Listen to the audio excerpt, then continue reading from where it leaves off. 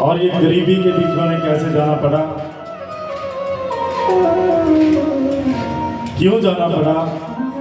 जब गुरुकुल में कन्हैया और सुदामा इकट्ठे पढ़ा करते थे,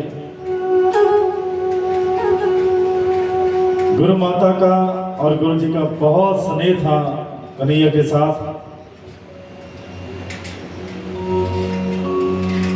जितने भी विद्यार्थी उसमें उनके साथ पढ़ते थे, तो सबसे ज्यादा स्नेह जो है वो गुरु माता का और गुरु जी का कन्हैया के साथ था। और एक बारी गुरु माता ने जंगल से समिधाएं लाने के लिए, हवन के लिए उनके पास सुदामा जी आए और सुदामा को कहा कि अपने साथ तेरी कन्हैया के साथ ज्यादा बनती है, तू और कन्हैया साथ सदा रहते हो, एक कमरे में सोते हो, इकट्ठे कक्षा में बैठते हो, इसलिए कन्हैया को लेकर के जाकर के जंगल से समिधाएं ले आओ और समिधा इकट्ठे करते हुए यदि ज्यादा समय लगे तो उसके लिए मैं कुछ चने जो है आपको दूंगी, वो जब भूख लगे तो खा ले। इस प्रकार से कह करके सुदामा कहते हैं कि चने अभी अपने पास ही रखो, मैं जाकर के कन्हैया को बुला करके लाता हूं। कन्हैया को बुलाने के लिए सुदामा चले गए और उतनी ही देर में दुर्वासा ऋषि जो है वो गुरु माता के दरबार पर पहुंचते हैं और बाहर से दरवाजे पे खड़े होकर के भिक्षा देहि,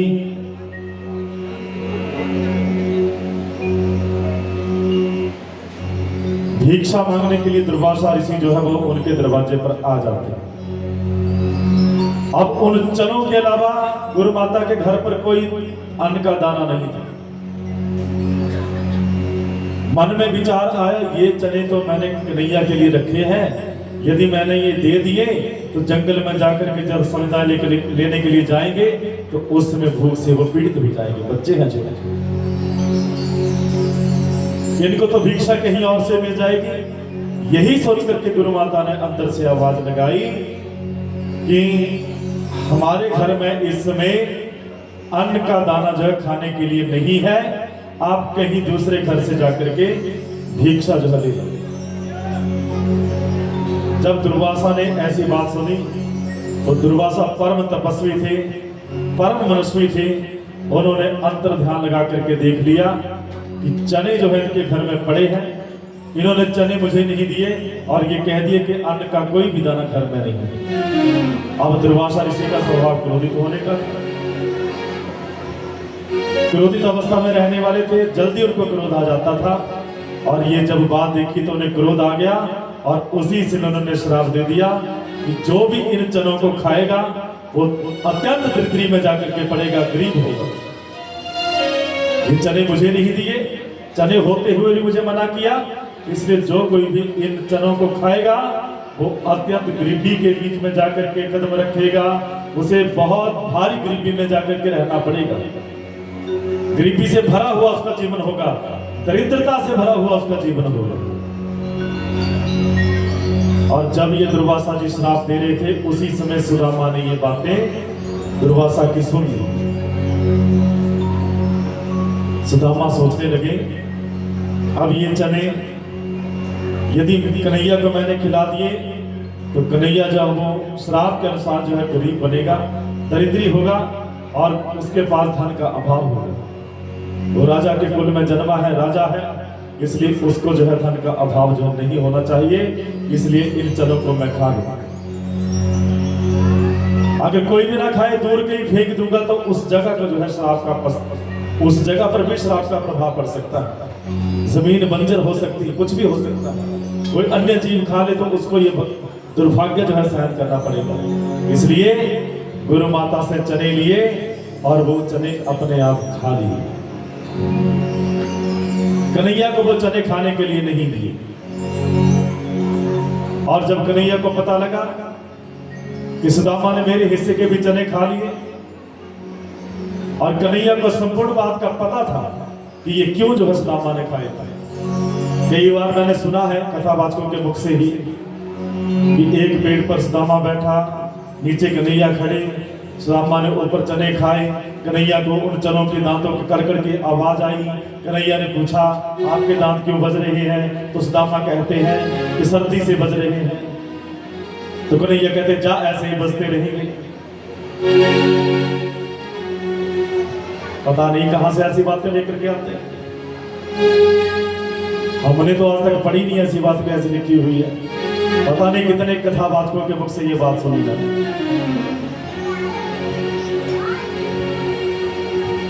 भगवान ने जब देखा कि सुदामा ने वो चने खा लिए, और भगवान को ये पता था, भगवान को क्या नहीं पता, सब कुछ पता है, भगवान को पता था।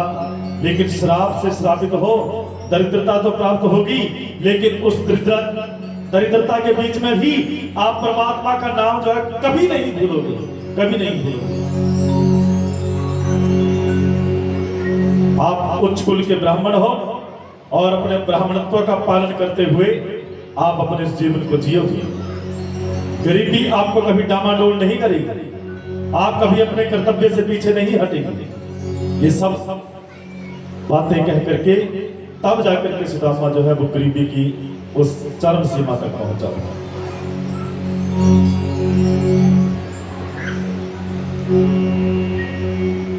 गरीब होते हुए भी 5 घरों से भिक्षा मांगने का उन्होंने संकल्प लिया हुआ था कि 5 घरों से भिक्षा मांगूंगा, मिल गई तो ठीक, अगर नहीं मिली तो भूखे रह करके पूरा दिन बिता दूंगा, दूसरे दिन जाकर के भिक्षा मांगने जाऊंगा। ये नहीं कि 15-20 घर मांगे उनमें से 5 की मिल गई तो नहीं, 5 घरों से भिक्षा मांगनी, मिल गई तो ठीक, नहीं मिली तो मैं भी भूखा सोऊंगा और मेरा परिवार भी भूखा ही सो जाएगा।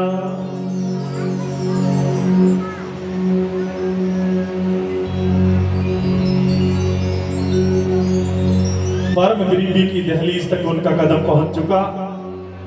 एक हफ्ता जो है वो भूखे रहना पड़ता था, दोनों पति पत्नी को और उनके बच्चों को।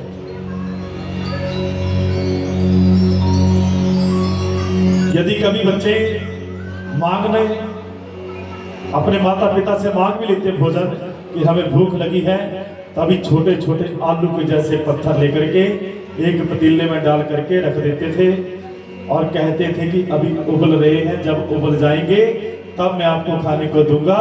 और फिर अपनी गोदी में बालकों को रख करके लोरी सुना करके उनको सुला देते थे। इस प्रकार से बहाने बना बना करके अपने बच्चों को जो है वो समय जो है वो उनका निकालते थे। कई बार लोगों ने आकर के सुदामा की पत्नी को कहा भी कि सुदामा के परम मित्र हैं भगवान श्री कृष्ण। परम गरीबी में भी गए, जितनी गरीबी किसी को ना हो उस गरीबी में भी कदम रखा, लेकिन कभी भी भगवान कृष्ण के दर पर मांगने नहीं गई और ना ही कभी अपनी जीवा से प्रत्यक्ष रूप में उनका नाम लिया। मानसिक रूप से तो जपते ही है, हर समय भजन में ध्यान करते रहते हैं, लेकिन कभी भी मांगने की दृष्टि से भगवान का नाम नहीं लिया।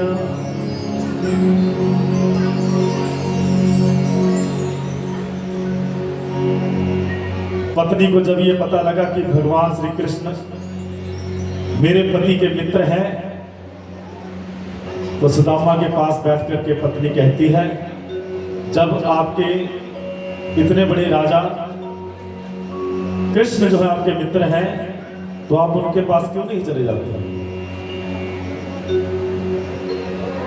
पत्नी को पता था कि मेरे पति जो है वो स्वाभिमानी है और मांगने की दृष्टि से कभी नहीं जाएंगे, इसलिए कह रहे थे मांगने की दृष्टि से नहीं, कभी मिलने ही चले जाओ, ऐसे ही मिलने चले जाओ। और सुदामा ने जब भगवान कृष्ण का नाम सुना तो उनका भी मन जो है वो सजल हो गया और आंखें जो है झरझर बहना शुरू हो गई और कृष्ण मिलन के लिए जो है वो उत्सुकता जो है उनके मन में पैदा होगा।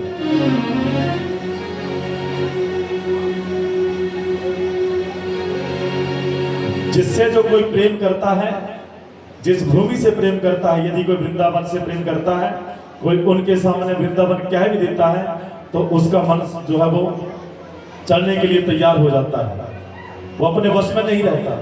उसी प्रकार से सुदामा के सामने जब कृष्ण का नाम लिया तो सुदामा जो है वो व्याकुल हो गए और कृष्ण मिलन के लिए तैयार हो गए।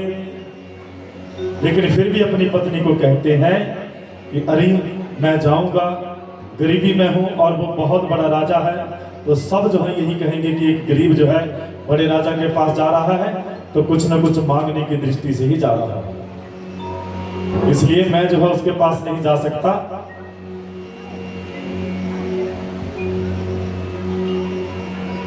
दुनिया मेरे ऊपर इल्जाम लगाएगी और मैं ये इल्जाम अपने आप में तो सहन कर लूंगा, लेकिन कृष्ण के ऊपर ऐसा कोई कहे, अपमान करे ये कह करके, ये मुझे बिल्कुल भी गवारा नहीं है।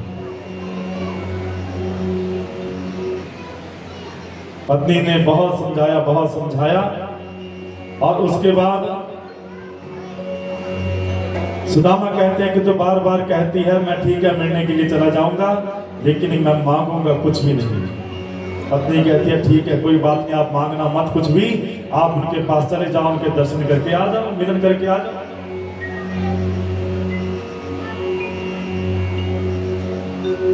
सुदामा तैयार होते हैं मिलने के लिए।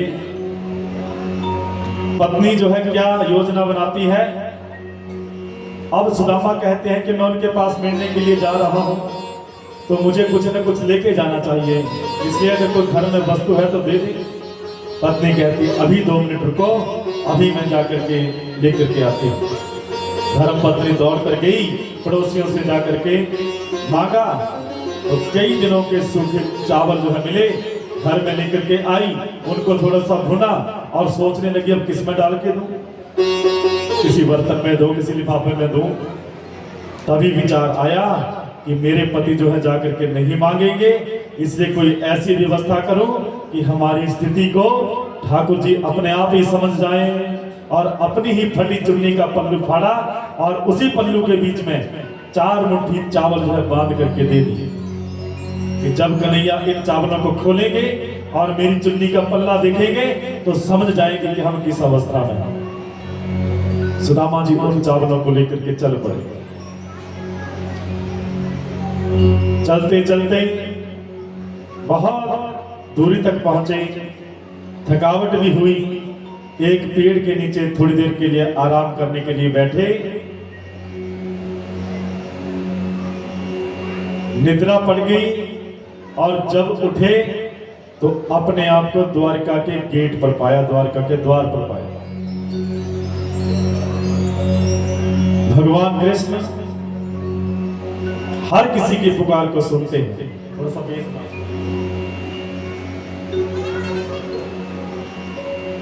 और सुदामा घर से जब चले तो बार बार कन्हैया को कह रहे थे आवे कान्हा आवे मैं थक गई ओ सिया पार, आवे कान्हा आवे मैं थक गई ओ सिया पार, आवे कान्हा आवे थक गई मैनू तेरे मिलन दा चाऽ, तेरे मिलन दा चाऽ, आवे कान्हा आवे मैं थक गई ओ सिया पार, आवे कान्हा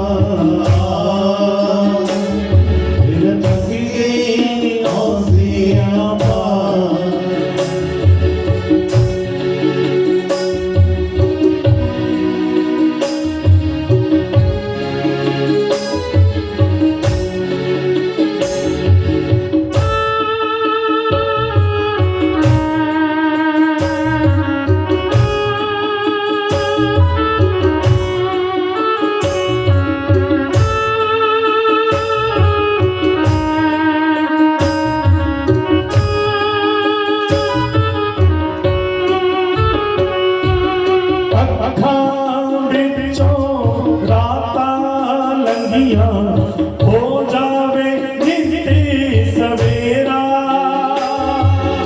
अखां विचो राता लंघिया हो जावे नित्य सवेरा भुल्ले भलेखे सिर दे असाइयां पाक मणि वल फेरा भुल्ले भलेखे सिर दे असाइयां पाक मणि वल फेरा चमक किते दुनिया दे आ चलदा चमक किते दुनिया दे आ चंदा कर दे दूर हनेरा कर दे दूर हनेरा आपा मारे सुटा तेरे ते आपा मारे सुटा तेरे ते मैं तेरी तू मेरा मैं तेरी तू मेरा हो मैं नाचा तू मुरली बजावे मैं नाचा तू मुरली बजावे कर दे पूरे चाँद आवे काटा बिन थक गई ओ सिया आवे बिन थक गई ओ सिया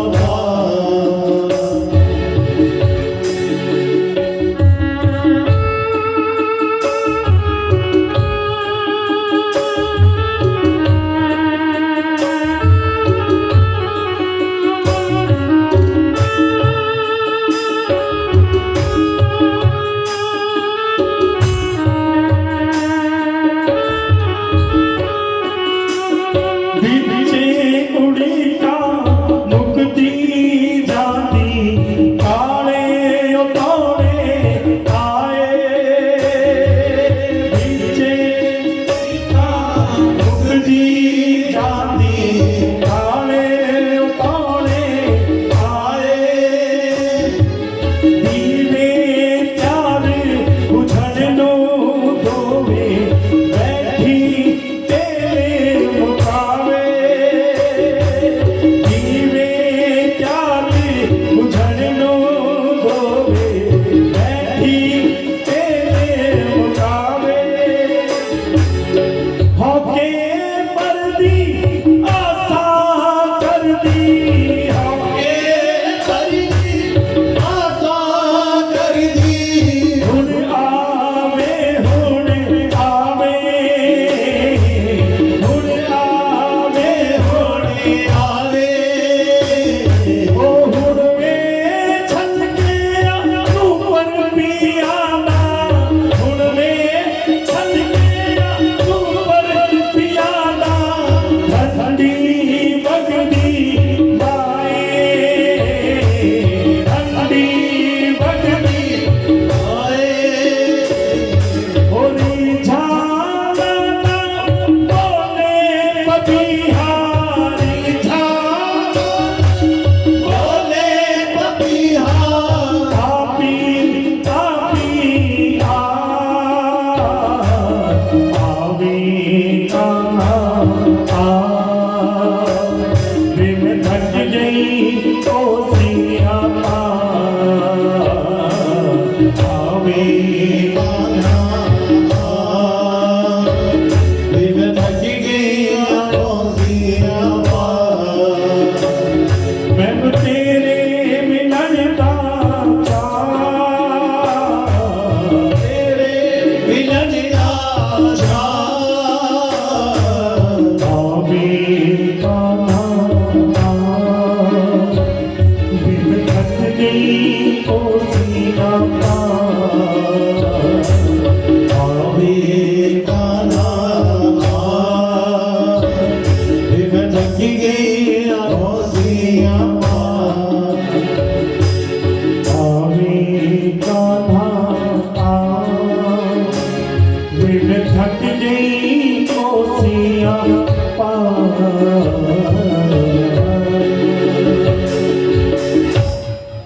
बोलिए कृष्ण कन्हैया लाल की।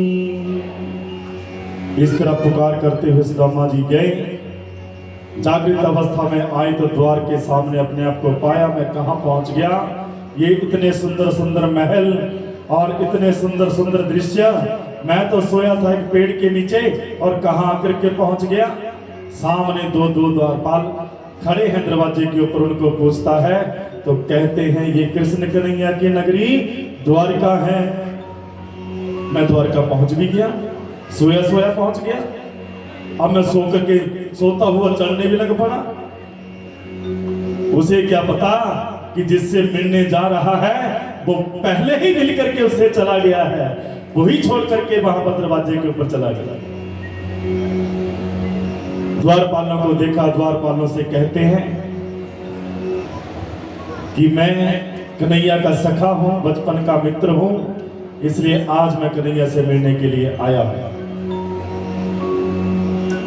ब्राह्मण को देख करके पहरेदारों ने उनसे बड़े ही आदर के साथ और सम्मान के साथ पूछा, बड़े ही अरे कन्हैया के जो द्वारपाल है वो कभी किसी के साथ दुर्व्यवहार कर ही नहीं सकते, परम सम्मान करते हैं वो सभी सेवकों का। जो भी दर पर आ जाए, याचक आए, ब्राह्मण आए, सबका सम्मान करते हैं, क्योंकि कन्हैया के द्वारपाल है, कोई ऐसे वैसे थोड़ा नहीं। इसलिए जब गए और द्वारपालों ने जाकर के, एक द्वारपाल जाकर के कन्हैया के पास जाता है और द्वारपाल कन्हैया को कहते हैं कि कोई आपसे मिलने के लिए आया है। कन्हैया कहते कौन आया।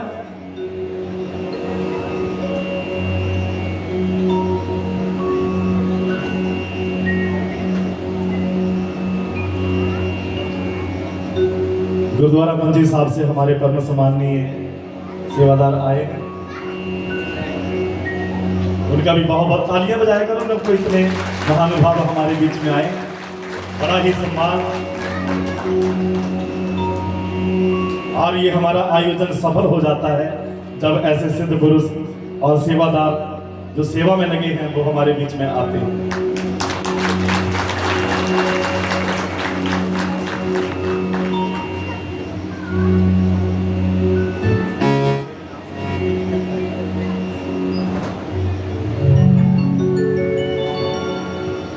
आदरणीय मेरी के सभी गांव निवासियों, मुझे मान जो सत्कार जो अजय जी ने और सोडी साहब को बहुत इज्जत मान सत्कार दिया है, मैं इनका आभारी हूँ। और हमारे गांव के उप प्रधान अजय जी, उनके परिवार के सदस्य और गांव के जितने भी सदस्य, यहाँ पे मेरी बहनें, माताएं, जो लोग यहाँ पे बैठे हैं, मैं उनको बहुत शुभकामनाएं देता हूँ। और इस शुभ अवसर पर मैं उस विधाता, उस परम परमेश्वर से दुआ अरदास करता हूँ कि सद्गुरु सभी पे कृपा दृष्टि बनाए रखें। मैं गुरु जी के सामने इतना ज़्यादा तो नहीं कहूँगा, पर एक बात ज़रूर कहूँगा कि इस सृष्टि को चलाने वाला एक परम परमेश्वर है, एक विधाता है। नाम अलग अलग हैं लेकिन रास्ता मंजिल से। तो जब भी ये बहुत सुंदर परंपरा है मेरी गांव की कि यहाँ पे भागवत और यज्ञ किए जाते हैं, इसी बहाने एक दूसरे के हमें दर्शन हो जाते हैं। तो मैं आप सबका बहुत आभारी हूँ। माननीय सत्कार जो पंडित जी अजय शर्मा जी का बहुत आभारी हूँ।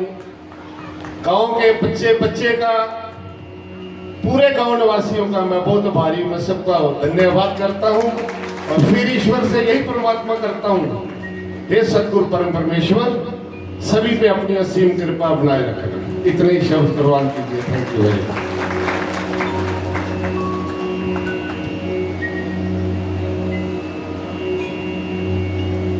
जोर से तालियां बजा करके स्वागत करें, अभिवादन करें।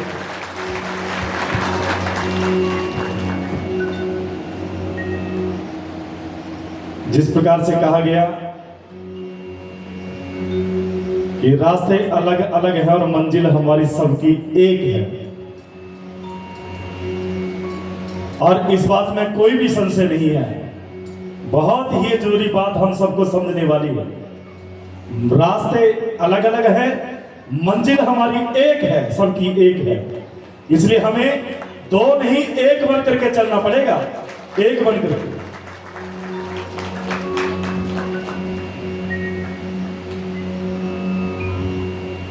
मुझे बड़ी अंदर से प्रसन्नता हुई जो ऐसे महानुभाव हमारे बीच में आए। ये हमारे लिए परम सौभाग्य की बात है और ये दर्शाता है कि हम सनातनी और ये सिख धर्म हमारे दोनों एक है, इनमें कोई भेद नहीं, कोई भेद नहीं है। ये हम एक हैं और हमें अलग करने के लिए कई प्रयास किए जा रहे हैं दुनिया में, लेकिन हम एक रहेंगे, एक थे और एक ही रहेंगे हमेशा, कभी अलग नहीं होंगे। अरे क्या सम्मान होता है जब हम अच्छे ढंग से जाएं। कल रात्रि को हम गए थे, हमने दर्शन किए, हम अपनी वेशभूषा में गए। मैं पहले कह रहा था कि धोती लगाई है भी मैंने, और वो भी टेरिकॉट की लाल रंग की, तो जाऊं या ना जाऊं कि बदल लूं, नहीं कहते ऐसे चलो, आनंद आएगा। और वाकई बड़ा आनंद आया, इतना सम्मान सबकी नजरों में देखने को मिल रहा था जिसका मुझे भय लग रहा था कि पता नहीं वहां क्या सोचेंगे मेरे बारे में। कौन आए, किकड़े पंडित जी आ गए, माला पहनी हुई, पटका पहने हुआ, धोती लाई हुई। पर इतना आनंद आया अंदर जाकर के। ये साथ में तबले वाले भाई साहब ये सब गए थे, मैं सबको बोल रहा था कि क्या आनंद आ रहा है। अंदर चींची लगा के भी देखा हमने, जहां पर बड़ा प्रयास किया, अंत में लगी ही गई। और इतना आनंद, क्या आनंद की अनुभूति, क्या तेज उस स्थान का, क्या प्रभाव उस तपस्या का जो संत करके गए हैं, जो बड़े बड़े संत करके गए हैं, जिनका फल आज हम प्राप्त कर रहे हैं। सभी अपनी दुख, अपनी पीड़ाओं को दूर कर रहे हैं और अपनी कामनाओं को पूर्ण कर रहे हैं। क्या फर्क है, वहां वो सोच रहे हैं कि ये हिंदू है, ये सनातनी, इसको इसकी हम नहीं सुनेंगे। नहीं, सबकी फरियाद, कोई भी दर पे आ जाए उसकी फरियाद जो है सुनी जा रही है। तो जब उनकी नजर में भेद नहीं, तो हम किस प्रकार से भेद कर सकते हैं? नहीं कर सकते भेद।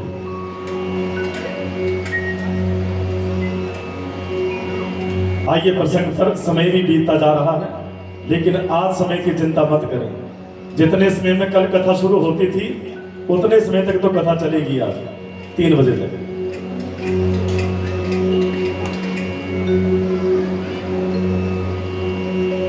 द्वारपाल कन्हैया के पास गए, कन्हैया अपने आसन पर विराजमान। द्वारपाल कहते हैं कोई आपसे मिलने के लिए आया है। कौन आया है?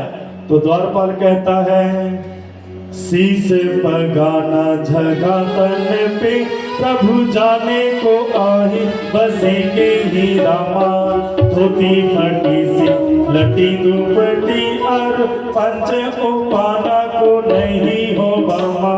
स्वामी खड़ो तुझ दुर्बल एक रहो चकी शोभा सुधा अभिरामा। पूछते दीन दयाल को धाम बतावत अपनो नाम सुदामा। अभी द्वारपाल ये बात कह नहीं रहा था, शीश पगाना जगह तन पे। कोई शीश पे पगड़ी नहीं है, कोई कपड़ा ढंग का नहीं पहना, और कह रहा है मैं आपका मित्र हूँ, आपका पुराना सखा हूँ और परमात्मा की भक्ति में रहने वाला हूँ। एक धोती पहनी है, वो भी फटी हुई पहनी है, और कोई भी वस्त्र जो है पूर्ण रूप से उसके अंग पर नहीं है। जब कन्हैया ने ऐसी बातें सुनी तो कन्हैया का मन भी विचलित होने लगा कि ये पहचान कहीं मेरे मित्र सुदामा की तरफ तो नहीं जा रही, कहीं वो तो नहीं आया। अरे कौन आया है, कौन आया है? अभी बता ही रहे हैं। और कहे रहियो चकिसो वसुधा विरामा, पूछत दीन दयाल को धाम, बतावत अपनो नाम सू सू सू। अभी सू ही निकला और कन्हैया अपने आसन से खड़े हो गए। सुदामा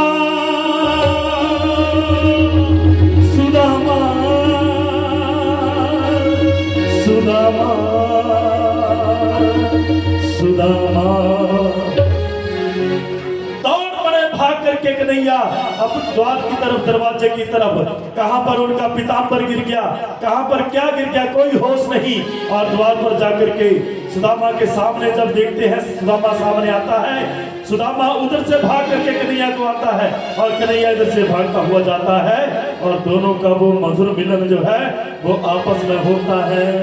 बोले कृष्ण कन्हैया लाल की। कितने दिन तुमने लगा दिए सुदामा, पता नहीं कितने दिनों से मैं तेरा इंतजार कर रहा हूं, कहां रहा इतने दिन। हाथों में हाथ डाल करके पकड़ करके अपने सभी जो दूत हैं खड़े हैं उनको बता रही है मित्र है मेरा, ये बहुत पुराना सखा है मेरा। ये बताते बताते अंदर प्रवेश करवा रहे हैं, कर रहे हैं। और झांकी के माध्यम से आपने देखा, अपने आसन पर सुदामा को बिठाया, अपने आप चरणों में बैठे और चरणों में बैठने के बाद कन्हैया के चरण धुलाने के लिए तैयार हुए, बर्तन रखा। अभी रुक्मिणी पास में खड़ी है, सत्यभामा पास में खड़ी है, कालिंदी पास में खड़ी है। सब ये व्यवहार देखते हुए हैरान हो रही कि ये ब्राह्मण और इससे इतना प्रेम ठाकुर जी का, ये कैसे मिल रहे हैं। और उसी समय कन्हैया कहते हैं रुक्मिणी जाकर के जल्दी से जल लेकर के आओ, आज मैं अपने मित्र सखा के सुदामा के चरणों को अपने आप अपने हाथों से धोऊंगा। रुक्मिणी ने जब कन्हैया का इतना प्रेम देखा, पूछने का साहस नहीं हुआ और भागती हुई अंदर गई जल लाने के लिए। थोड़ा सा विलंब हुआ और उतनी देर में कन्हैया ने अपने आंसुओं के माध्यम से ही सुदामा के चरणों को धुला दिया। और जैसे ही चरणों को रखा, अपने हाथों पर रखा, उठा करके नीचे क्या देखते हैं, कांटे लगे हुए हैं चरणों से। कांटे कन्हैया ने निकालना शुरू किए, कुछ हाथों से निकले, कुछ नहीं निकले, तो अपने मुख से जो है सुदामा के पैरों के कांटे जो है वो कन्हैया ने बाहर निकाले।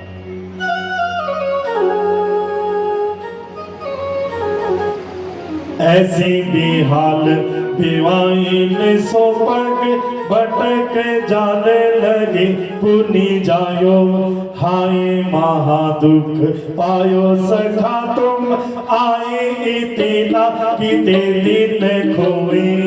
ऐसे बेहाल बेवाइन सोपग भटक जाने लगे, पुनी जोए हाय महादुख पायो सखा तुम आए इतना किते दिन खोए।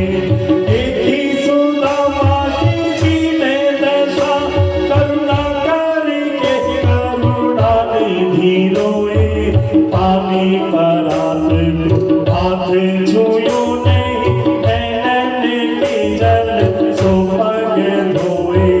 पानी परात हाथ छुयो नहीं, नैन के जल सोपग धोयो, नैन के जल सोपग धोयो।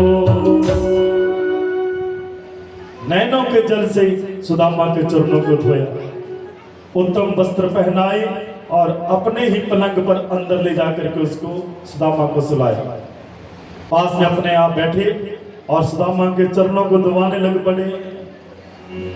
जिस सैया पर रुक्मिणी के सहित ठाकुर जी सोया करते थे, उसी सैया पर सुदामा को लिटा करके उनके चरणों को दबाना जो प्रारंभ कर देते। बड़ा आनंद ले रहे, हाल चाल पूछ रहे।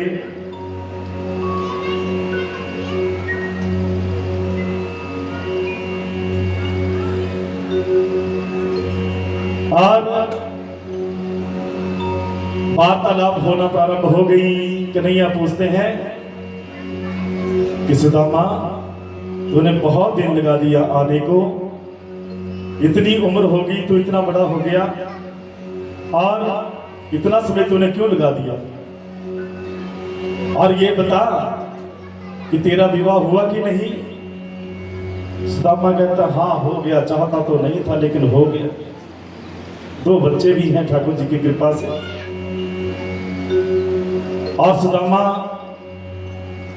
के बारे में सब पूछ रहे, तब जाकर के सुदामा कहते हैं मेरे बारे में पूछी जा रहे हो, अपने बारे में कुछ नहीं बता रहे। अपने बारे में भी कुछ बताओ ना, आपका विवाह हुआ कि नहीं। आपकी शादी होगी कि नहीं? कहते हाँ मेरी भी होगी, लेकिन ना मेरी शादी नहीं हुई। अरे क्या कह रहे हो कन्हैया, तेरी शादी नहीं हुई? हाँ मेरी शादी नहीं हुई, मेरी शादियां हुई हैं। अच्छा, मिलाओगे नहीं मुझे अपनी धर्मपत्नी से? तभी सभी को आवाज लगाते हैं, रुक्मणी आती है, सत्यभामा आती है, कालिंदी आती है, सभी आने लगती हैं और बारी बारी सबको आशीर्वाद देने लगते हैं। सुदामा आयुष्मान भव पुत्रवान भव, इस प्रकार के आशीर्वाद देते देते जब 10-15 बीत गई तो आशीर्वादों की संख्या खत्म हो गई। क्या दूं?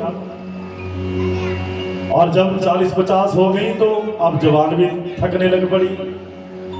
धीरे धीरे अब आवाज जो जोर से निकल रही थी वो मंद हो गई, धीरे हो गई, और धीरे होते होते सभी चरण स्पर्श कर रही। अरे कन्हैया, इतनी लाइन तो मैंने कहीं नहीं देखी, इतनी लाइन तो मंदिर में नहीं लगती है जितनी लाइन तेरी धर्म पत्नियों की है। तू ऐसा कर, अब इतने आशीर्वाद तो मैं दे नहीं सकता, इसलिए तू ही मेरे चरणों में प्रणाम कर, तुझे ही मैं आशीर्वाद देता हूं, और तुझे आशीर्वाद देने के बाद इन पत्नियों को भी आशीर्वाद जो है वो प्राप्त हो जाएगा। कन्हैया ने सुदामा के चरणों में प्रणाम किया और सुदामा ने कन्हैया को आशीर्वाद दिया। एक 7 दिन जो है वो सुदामा कन्हैया के वहां द्वारका में रहे, और उसके बाद 7वें दिन सुदामा ने कहा कि अब मुझे वापस जाना है। कन्हैया ने नहीं रोका, सुदामा वापस गए और वही पुराने वस्त्र पहन करके जाने लगे। पहले उससे पहले एक सुंदर वार्ता हुई। जब कन्हैया ने पूछा कि आपकी शादी हुई है, तो सुदामा ने जब कहा कि हाँ, तो जब शादी हुई है तो कुछ न कुछ दे के तो भेजा होगा, खाली हाथ तो भेजा नहीं होगा। तब जो है वो अपनी पोटली जो है छुपाने लग पड़े कि कहीं ये पोटली कन्हैया ने देख ली। अब रोज इतने सुंदर सुंदर व्यंजन खाते हैं, भोजन खाते हैं, अब इन पुराने चावलों को देख करके ये मुझे क्या कहेंगे। और कन्हैया की नजर उस पोटली पर पड़ती है और पोटली को छीनते हैं और एक मुट्ठी निकाल करके अपने मुख में डालते हैं, और संपूर्ण सृष्टि जो है, संपूर्ण सृष्टि का धन जो है वो सुदामा की झोली में डाल देते हैं। दूसरी मुट्ठी खाने लगते हैं, रुक्मणी हाथ पकड़ लेती है। अब सब कुछ दे देगो क्या? हमें भी दे दोगे क्या? अपने लिए कुछ रखोगे क्या? अरे रुक्मणी, तूने मुझे क्यों रोका? आज मेरा मित्र इतने दिनों के बाद और इतना दरिद्रता का समय जो है सहन करके आया है, आज मैं सब कुछ जो है न्यौछावर कर दूंगा अपने इस मित्र के ऊपर। कुछ चावल लेकर के सभी रानियों ने आपस में बांटे और सुदामा जो है वापस गए अपनी नगरी को, और वहां जाकर के क्या देखते हैं, सुंदर महल जो है खड़े हैं। महलों को देख करके हैरान हो जाते, यहाँ तो मेरी कुटिया थी, यहाँ महल कैसे बन गया। और उधर से सुशीला जो उसकी पत्नी थी, वो भी एक 16 श्रृंगार करके, बड़े बड़े आभूषण पहन करके, जिसके अंग पर कभी वस्त्र भी पूरे नहीं होते थे, आज वो पूरी गहनों से लदी हुई थी, वो सामने से आती हुई दिखाई दी। तो देखने लगी ये नारी कौन आ रही है, पहचान नहीं पाए और भागने लगे उससे, पता नहीं कौन नारी आ रही है। सुशीला आवाज लगाते, अरे मैं ही हूँ, चिंता क्यों करते हो? अरे इतने सुंदर आभूषण तेरे पास कहाँ आए? अरे आपके आने से पहले कन्हैया आए थे, और ये सारा जो है विश्वकर्मा को एक आज्ञा देकर के सारा परिवर्तन जो है कर दिया, महल खड़े हो गए। सुदामा ने जब ये सुना तो हाथ सिर पर हाथ रख, अरे सुदामा ने मेरी भक्ति का मोल मुझे दे दिया, जो मैं नहीं चाहता था वो कर दिया। अब मैं मोह माया में पड़ करके भूल जाऊंगा भगवान को, और इस मोह माया में पड़ करके मैं अपने जो सत्कर्म करके मैंने सदगति को प्राप्त करना है वो मैं भूल जाऊंगा। अरे ये क्या हो गया? मुझे तो वही गरीबी का समय अच्छा लगता था और उसी में मैं अच्छी तरह से निर्वाह कर रहा था। और उसी समय कन्हैया आते हैं और सुदामा को कहते हैं कि सुदामा चिंता ना कर, तुझ पर मेरी माया जो है कभी अपना प्रभाव नहीं डालेगी, इसलिए तू इस महल में रहना प्रारंभ कर। और इस प्रकार से सुदामा को पूर्ण सृष्टि और कई प्रकार के सामर्थ्यवान उपहार देकर के, सब जो है देकर के भगवान वहां से चले गए। और उसके बाद भगवान के मन में विचार आया कि अब सृष्टि को पूर्ण करने का समय जो है आ चुका है। अब जिस उपलक्ष्य में मेरा जन्म हुआ था वो उपलक्ष्य पूरा हो चुका है। अब लीला को संवर्ण करने का, समाप्त करने का समय आ चुका है। लेकिन उससे पहले मैं अपने सारा जितना भी परिवार है, अपने से पहले मैं उसको नष्ट करूंगा, क्योंकि वो आगे आने वाले समय में सत्कर्म नहीं करेंगे, बुरे कर्मों में पड़ जाएंगे। इसलिए उनको समाप्त करना पहले बहुत जरूरी है। अपने सभी बालकों को बुलाते हैं, उनको उपदेश करते हैं कि कभी किसी संत का अपमान मत करना, किसी घर आए मेहमान का अपमान मत करना, कोई भी संत घर पर आए कोई अपमान मत करना, ऐसी बातें समझाते हैं। लेकिन जिस प्रकार से आज हमारी बुद्धि बन गई है, बुजुर्गों की बातें हमें समझ नहीं आती और अपने आप को ज्यादा समझदार समझते हैं कि आपको क्या ज्ञान है, हम आपसे ज्यादा जानते हैं। उसी प्रकार से उन्होंने भी सोचा। कुछ दिनों के बाद दुर्वासा ऋषि जो है वहां पर संतों की टोली लेकर के आते हैं। सबको सचेत किया जाता है कि कोई इनका अपमान ना करे संतों का। लेकिन सब जो है बालक इकट्ठे होकर के जामवती का पुत्र जो है साम, उसके पेट पर कपड़े बांध करके ऐसी आकृति उसकी बनाते हैं, महिला का वेश बनाते हैं और पेट पर कपड़े बांध करके उन संतों के पास जाकर के पूछने लग पड़ते हैं कि हमारी ये इस घर की बहू है और ये संतान, इसके गर्भ में बच्चा है, तो हमें बताओ कि कन्या होगी कि लड़का होगा। दुर्वासा वहां पास में खड़े, वो कहते इधर आओ मैं बताता हूं क्या होगा। और दुर्वासा के पास गए और दुर्वासा ने कहा, अरे दुष्टों, आप संतों का अपमान कर रहे हो, मजाक उड़ा रहे हो, जाओ जाकर के जो ये गर्भ बना करके बालक आया है इसके बीच में मूसल जो है पैदा होगा, मूसल प्रकट होगा। और उसी समय मूसल जो है उसके पेट में पैदा हुआ, अत्यधिक पीड़ा से ग्रसित हुआ और पेट फाड़कर जो है मूसल जो है बाहर निकाला गया। सब डर गए, भयभीत हुए कि कन्हैया को जब ये समाचार मिलेगा तो वो हमें दंडित करेंगे क्योंकि हमने संतों का अपमान किया है। राजा उग्रसेन के पास जाते हैं, उग्रसेन से सारी बात बताते हैं और उग्रसेन ऐसी व्यवस्था करते हैं कि कन्हैया तक ये समाचार न पहुंचे। और ये सारी व्यथा जो है मूसल को लेकर के सबको कहते हैं कि इसका चूर्ण बनाओ और समुद्र के बीच में फेंक दो। मूसल लोहे का था, उसका चूर्ण बनाया, समुद्र में फेंका, एक टुकड़ा बच गया, वो मछली ने खाया।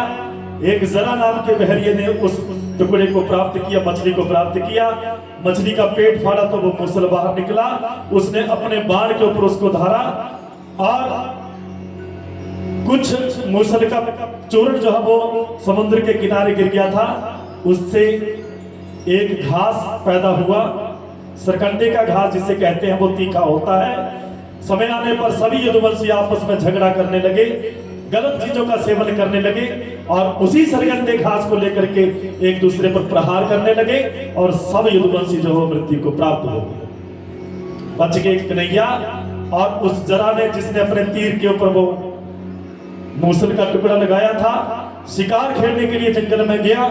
कन्हैया वहां पर एक मुद्रा में बैठे हुए अपना पैर अपने टांग के ऊपर रख करके दूर से कन्हैया का पैर जो है वो चमक रहा था। उस जरा नाम के बहरिये ने सोचा कि ये कोई हिरण है जो इस प्रकार से चमक रहा है और उसने वो जिसके ऊपर वो मूसल लगाया था, वो मूसल जो है वो तीर जो है चला दिया और जाकर वो कन्हैया के पैरों में जाकर के लग जाता है, चरणों में जाकर के लग जाता है। दुर्वासा ने श्राप दिया था कि मूसल पैदा होगा और इसी मूसल के द्वारा जो है सारा यदुवंश जो है वो समाप्त हो जाएगा। जब जरा नाम के बहरिये ने जाकर के देखा तो कन्हैया को देखा, बड़ा दुख मनाया, बड़ा पछतावा मनाया, क्षमा मांगी कि ये मेरे से अपराध हो गया। कन्हैया ने कहा ये अपराध नहीं है, ये बदला है। राम अवतार के समय में मैंने तुझे भी छुप करके बाण मारा था, इसलिए आज वही बाण का बदला जो है वो पूरा हुआ। जो कर्ज था मेरे ऊपर वो पूरा हुआ। ये विधि का विधान बनना था। और उद्धव ने जब पूछा था कि प्रभु जब आप अपनी लीलाओं को समाप्त करके जाओगे तो फिर ये संसार किसके सहारे रहेगा, तब भगवान ने कहा था कि भागवत के रूप में मैं हमेशा विराजमान रहूंगा और भागवत के स्वरूप में ही हर प्राणी जो है वो मेरा दर्शन करेगा। इस प्रकार से 7 दिनों में संपूर्ण कथाओं को मैंने जितना समय मुझे पर्याप्त रूप में मिला मैंने आपको सब सुनाई। कोशिश मेरी यही थी कि सभी कथाएं आपको सुनने को मिले और बड़ा आनंद आपके बीच में आया, सभी के बीच में। सभी ने बड़े आनंद के साथ इन कथाओं को सुना। सबसे पहला धन्यवाद मैं सदगुरुदेव महाराज जी का, जिन्होंने ऐसा सुनहरा मौका और ऐसा सुंदर मौका इस दास को दिया। सभी तालियां जोर से बजाएं गुरु जी के नाम की। उन्होंने पहले दिन आकर के हमें कृतार्थ भी करा और आशीर्वाद भी दिया, और उसी आशीर्वाद के बलबूते ये सफल आयोजन आज संपूर्ण हुआ।